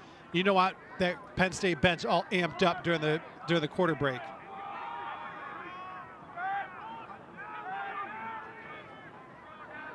Here comes Fletcher down the alley, and he sends it behind to Long. 37 seconds to go here in the third quarter. Jonathan Donville here on the wing. What a quarter for Penn State. They scored 9 of the 10 goals in this quarter. Keep in mind, Cornell scored the first goal of this quarter and made it 13-5. Donville, now 15 seconds to go. Finally gets it to Jeff Teat. That's exactly what they wanted. He's got a short stick matchup. Penn State probably going to go early here on the slide. Pass just a little off. In front, still loose. Danger zone for Penn State, and they're able to get out of it.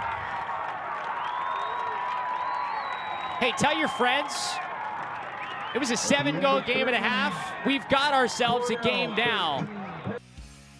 We've got a fun 15 minutes in store for us to close out the Crown Lacrosse Classic here at Huff's High School outside of Charlotte, North Carolina.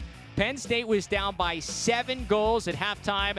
They went on a huge run, a 7-0 run to cap the third quarter, and they've made it a 1-goal game as number 5 Cornell is feeling the heat down the stretch.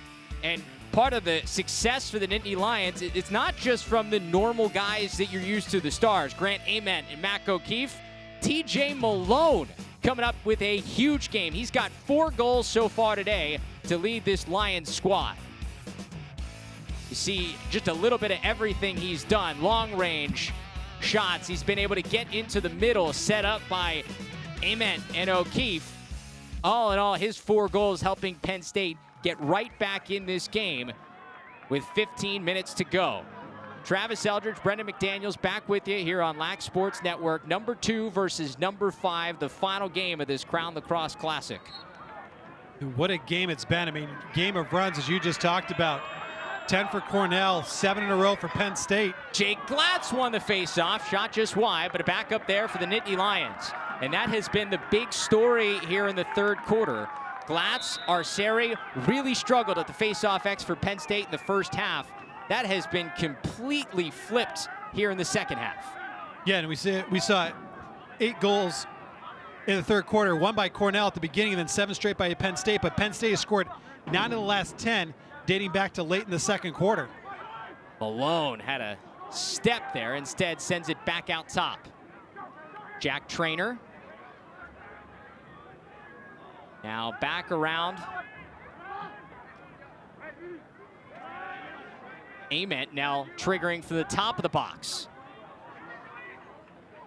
Sidearm pass, and that one trickles in. Dylan Folds has tied it up.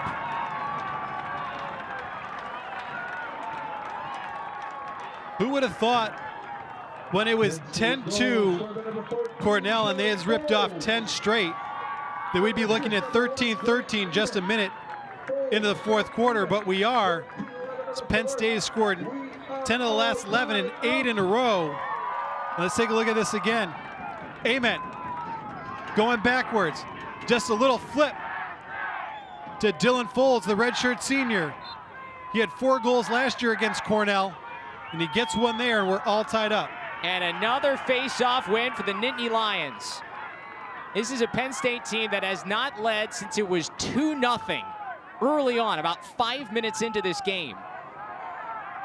They went down 10-2. And all of a sudden, they have a chance to take the lead back.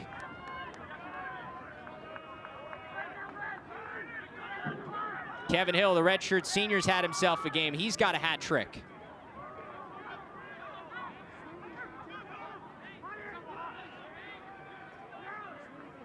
Cole Willard looking to spin back and now moves it back along to Nate Buller.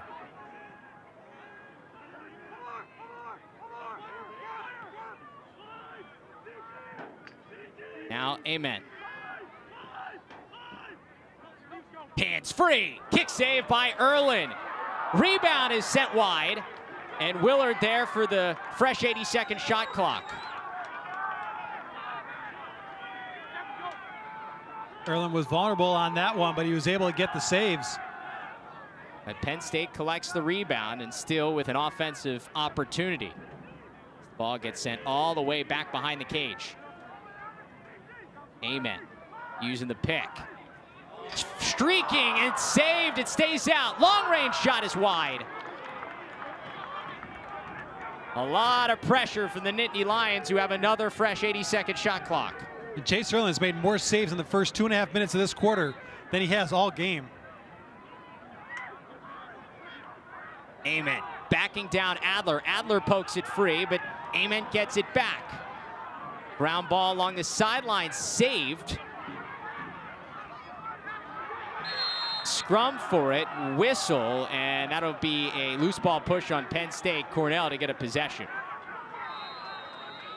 Cornell needs to hold on to this ball and get a good offensive possession here. They have not held the ball a lot here in the 2nd half. That defense for Cornell has been working. Cooper Telesco racing on out of the midfield.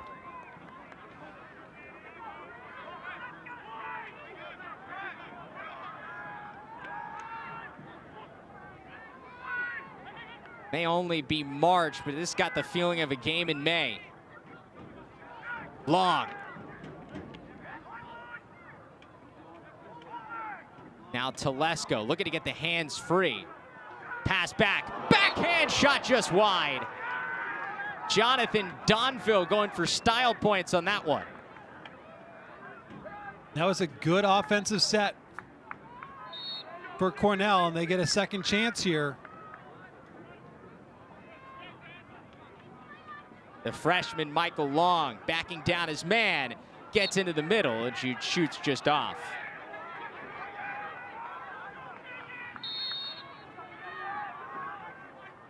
Been more than a full quarter since Cornell has scored. Well, the scoring drop for Penn State was almost 17 minutes. A lot of it just having to do with possession. Penn State had a ton of it in that third quarter. PIATELLI working the crease, stripped away. Great stuff from TJ Cannellan. TEAT shot saved by KNEESE. With 1 second on the shot clock, TEAT got a shot off. And Grant Haas races across midfield for the Nittany Lions.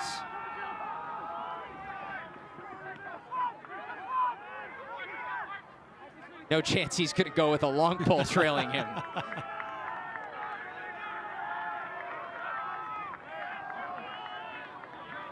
And Mac O'Keefe settles things down for this Penn State offense as they get their offensive midfielders on. Malone joined by Trainer and Kelly, the first midfield unit for Penn State. Trainer back out to Malone, step down, stopped by IERLAN.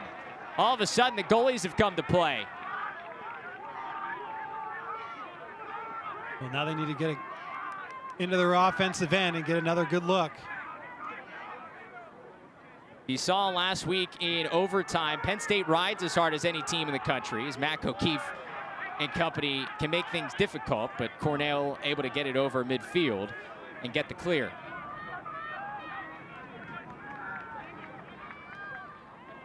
LICCIARDI. COYLE, step down! Cornell takes the lead back. Second of the day for Billy COYLE. Got a Cornell goal, striker number 11, Billy COYLE. So Billy COYLE stops the bleeding here. You see him just gets a little bit of opening with that shorty on him. He got the space, got the lane. You see a bunch of guys ducking out of the way. Ties a career high for Billy COYLE with 2 goals. Did that against High Point earlier this season as well, as Jake Glatz wins a faceoff again for the Nittany Lions. Couple in a row for Penn State to start this fourth quarter. And that has really changed everything in terms of the offensive opportunities and possession for Penn State. 19 minutes and 16 seconds without a goal for Cornell. Bowler. Now Dylan Folds walking in. Remember, Mac O'Keefe, just 3 points. Ament has been held scoreless, but does have 4 assists. Slings this one to O'Keefe, who lost it for a second. Yeah, O'Keefe just completely missed that ball. It is a tough sun angle this time of the evening. As you can tell by some of the shadows, maybe some sun causing some issues. Either way, it's a turnover, and Cornell gets it back under 9 minutes to go here in the fourth.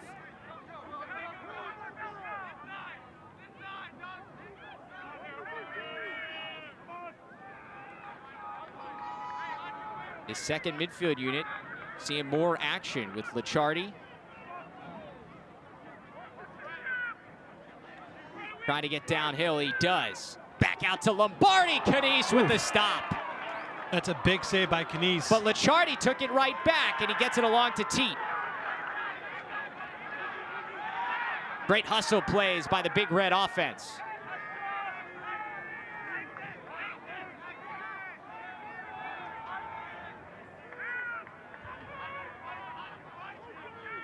Michael Long working his way around X, shot to score, it's COYLE again! The hat trick for Billy COYLE, a new career high. They couldn't have come at a better time for Cornell. Cornell goal. They're really reeling, looking for some offensive punch, and Billy Coyle comes in. Back-to-back goals in just under 2 minutes. Here's Long coming out from behind X. Finds a cutting Coyle. Great vision by Michael Long. The slide comes over late. Michael Long now with his 4th assist of the game. He's up to 5 points. An impressive outing for him. His career high 7 against High Point. And he's showing you he can add another dynamic piece to this Big Red offense as Cornell is back up by 2.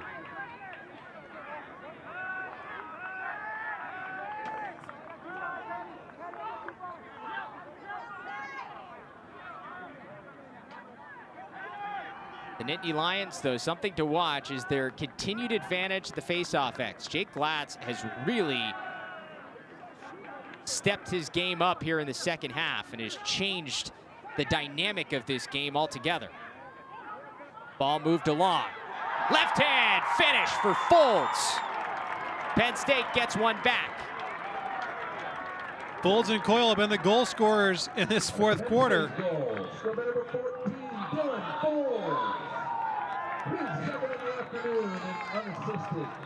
We'll take a look at it again as Malone has it, sends it behind.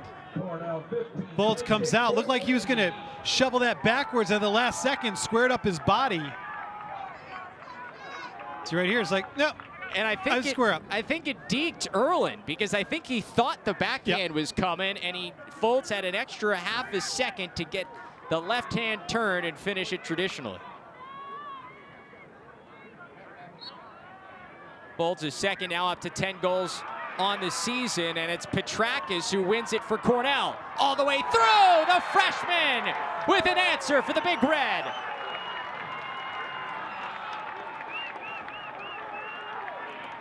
Why not? That's the only thing that we have not seen so far today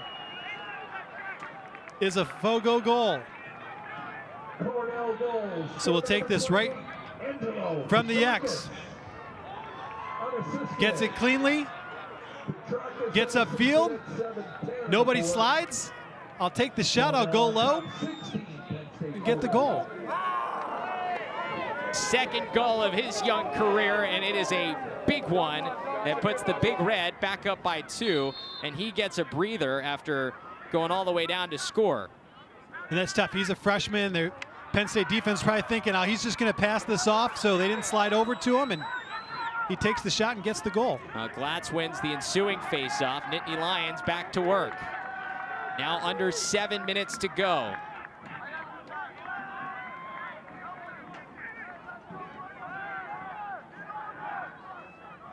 Number 2 versus number 5 here at the Crown Classic. A better game than we saw last year between these two teams here outside of Charlotte. TJ Malone moves along to O'Keefe, and Ament just some miscommunication, something you don't see between those two. Yeah, last couple minutes we've seen each of them take their eye off the ball and lose it, whether it's in the sun or the glare, or just looking across field real quick to see what's going on as the ball's coming. And some good active sticks there from Cornell to cause some issues, but a turnover again here in the clear. Yeah, not a good pass by Erlin at all. But a big first-time ground ball by DONVILLE, going back across midfield to win that one. Yeah, Cornell really dodged a bullet on that one because that was a lost possession. Now, I mean, when we're getting down to 6 minutes to go. You want to maximize your possessions. You don't want to lose anything with an unforced error like that.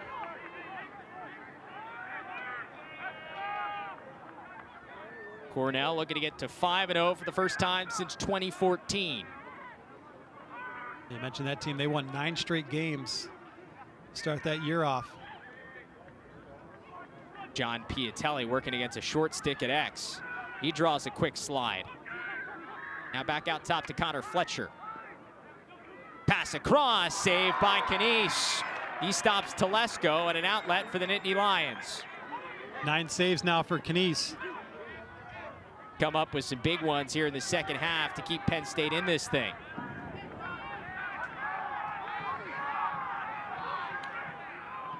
Penn State bench wants an offside call on Cornell.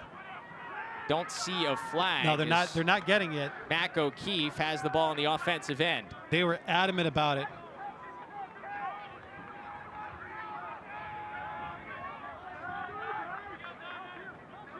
Penn State playing its third straight game against a top 10 opponent, looking to win its second. O'Keefe has it kicked away by Erlin. Rebound goes. Jack Kelly with his third. Right place, right time. Penn State back within one. Jack Kelly has had himself a game. Penn State goal, scored by number 25, Jack Kelly. His third of the afternoon. So Kelly, unassisted at 4:44. Mac O'Keefe gets it down to Kelly. Gets right in the teeth of that defense. Penn State 15.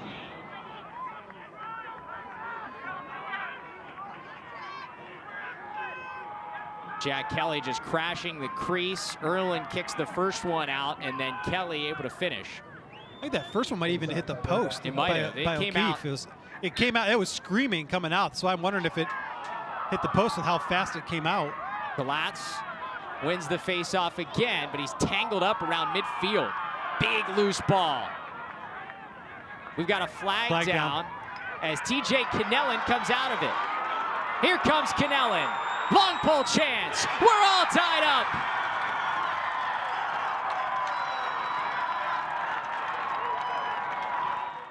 TJ, so wave off the penalty. Penn State gets the goal. We're all tied up. So take a look at this from the scrum. TJ Cannellin, the senior, all the way down, racing, shows that he's going to shoot. He dares somebody to slide. Nobody comes over to slide to him. He was showing shot. He told them, I'm going to shoot, come get me. And nobody did. Let's call him the Cazenovia Comet. TJ Cannellin racing in to get Penn State all knotted up at 16 apiece. And look who it is. It's Gerard Arceri for the first time in who knows how long, and he gets a violation on Cornell. So Penn State with the ball and a chance to take their first lead since it was 2-0. For Arceri, that was his first faceoff since the first quarter, I believe. Mind you, remember, he's the primary faceoff guy for this Penn State team. He has not taken a lot. He struggled a bunch in that first quarter as Jack Traynor goes to work through traffic. A big hit high. That draws a flag. Plowed. Yeah. Cornell really upset. Dom Doria doesn't like it. But we've got a man up coming for Penn State in this potent extra man unit.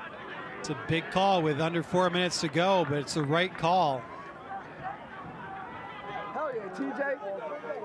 Hey, personal foul red, 48. 48 red. Legal body check. 1 minute. 48. 48 red. Legal body check. 1 minute. Brandon Salvatore going to the box for a minute. Hang on, I'll talk to you in a We minute. get another look. Malone going through all sorts of traffic, Yep, and then he was up high. Up by the helmet. Yep.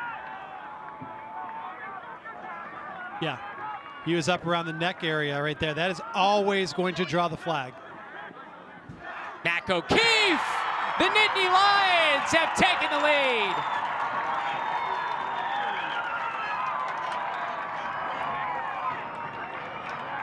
A hat trick for Mac O'Keefe, and Penn State has come all the way back. They had a lead 2-0, 5 minutes into the game, and then Cornell went on their run. And O'Keefe on the man up. Amen to O'Keefe. That worm burner. And Penn State back in the lead. 5 assists now for Ament so far. Petrakis wins it forward for Cornell. He smartly dumps it off. He got his one. They weren't going to allow him number 2. As Michael Long, the freshman, moves it along, and Cornell now trailing for the first time since the first quarter, has to answer back.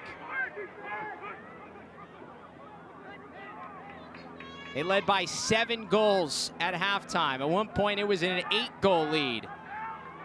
But Penn State has come all the way back to make this thing really interesting. Billy COYLE loses it. Loose ball, and it's Cannellan. The long pull, having the game of his life here in the fourth quarter. Tommy Wright moves it up, and Penn State a possession. Here comes Brett Funk.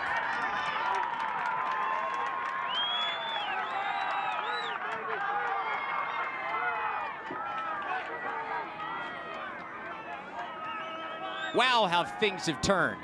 The pendulum has swung. This has been all Penn State in the second half.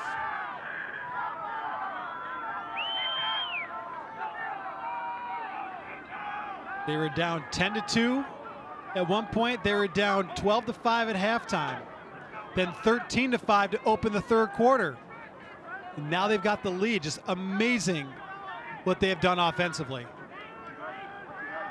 Showing you why they led the country with nearly 18 goals per game a season ago, returning nearly all of their offensive talent, and they did not go away. And now a chance to try to add to this 1-goal lead. Here's Nate Buller.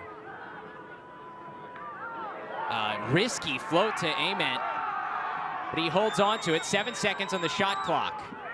See if the senior can create. No look to O'Keefe. Nothing doing for him. Cornell grabs possession, and that's a shot clock violation of the Big Red. Or at least it should be. It should be a shot clock violation. Excuse me, on Penn State.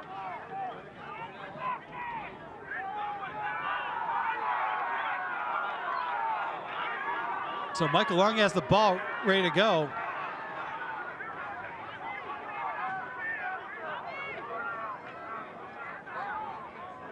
I think the Penn State coaching staff is thinking, you know, maybe they're saying that Cornell got possession and they just threw it away. Right. Officials say no, it's a shot clock violation. Cornell ball here. As Connor Fletcher has it, 1 minute and 30 seconds to go here at the Crown Lacrosse Classic. Does Colby KNEESE have one more save in him? Jeff Teat, he's been quiet here in the second half. Teat trying to get that left hand free. Feeds nothing home. DONVILLE whiffed on it. But taken right back by the Big Red. PIATELLI with a huge takeaway. Oh, but he threw it away. Long was wide open on the crease, and he just missed him. Can Cornell play keep away for 66 seconds? Penn State can smell it. And what a victory this would be. Got to get over at midfield. Cannellan, long range pass, intercepted by Cornell. We're under 1 minute to go. Big Red down 1. Touch in the box, do they get a timeout here? And they do. Pete Milliman, a chance to draw things up. You know, Connor Busick, the offensive coordinator, probably has something planned as well.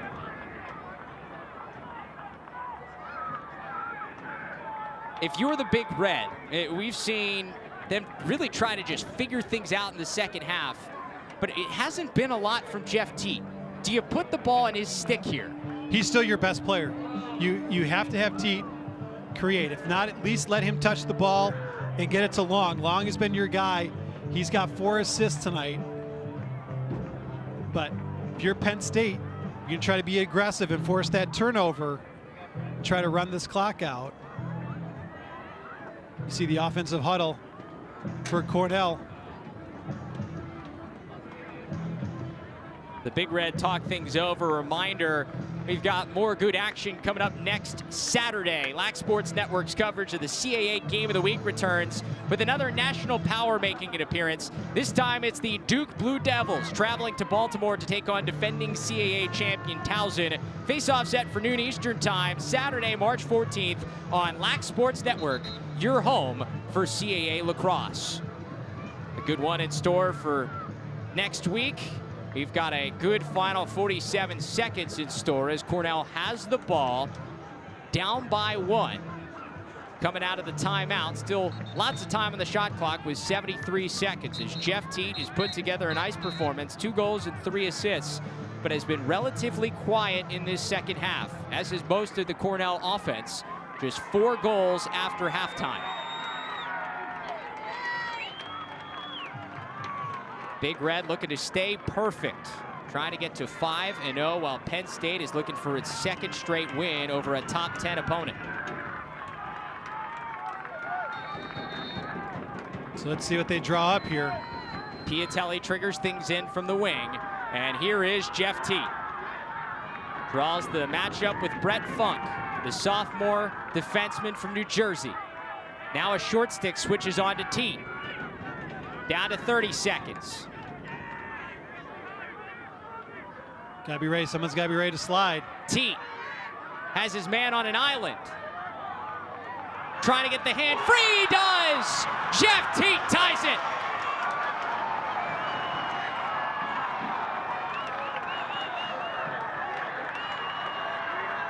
It's exactly what Cornell wanted. Unbelievable. You mentioned it in the timeout. Do you give the ball to Jeff Teat? The answer is yes. It's always yes. You give the ball to Jeff Teat. He's got a shorty. Look, nobody's even trying to slide over. They're just leaving him one-on-one.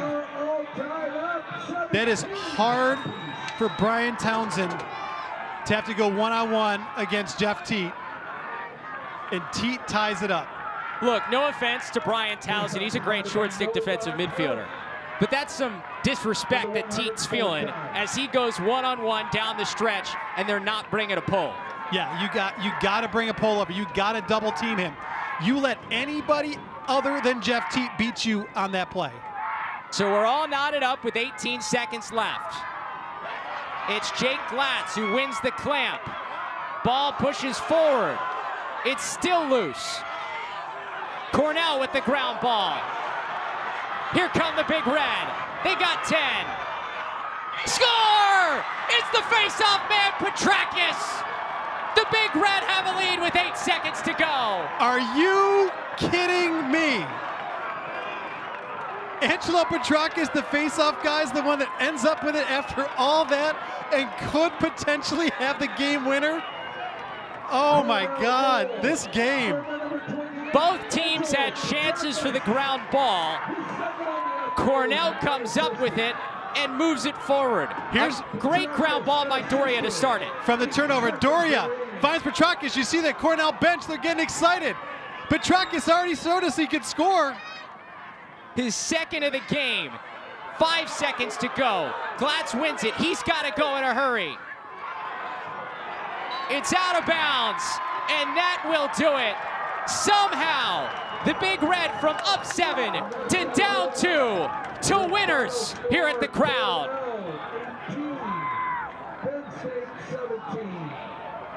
I don't even know what to say. That was an epic game. Talk about Penn State getting the first 2 goals, and then Cornell storming back, taking a huge lead. Penn State chipping away, comes back. They take the lead, back and forth. Teat ties it up with 18 seconds left when it looks like Penn State's gonna win. And then the face-off guy, Petrakis, gets the game winner. Unbelievable. That is a game I would sign up for again in May. 2 top 5 teams going toe-to-toe here outside Charlotte, North Carolina. Jeff Teat scores the game tire going one-on-one for the Big Red with under 30 seconds to go, and then just absolute mayhem as the Big Red's face-off man, the freshman Angelo Petrakis, is your hero. His 2nd goal of the game is the best one. All I gotta say is I want to see both of these teams playing together in May in Philly. Oh, what a game, and they're gonna have a lot to say with it back in the studio at the LSN Broadcast Center. Once again, your final score, Cornell 18, Penn State 17. Thank you so much for watching the Crown Classic here on Lax Sports Network.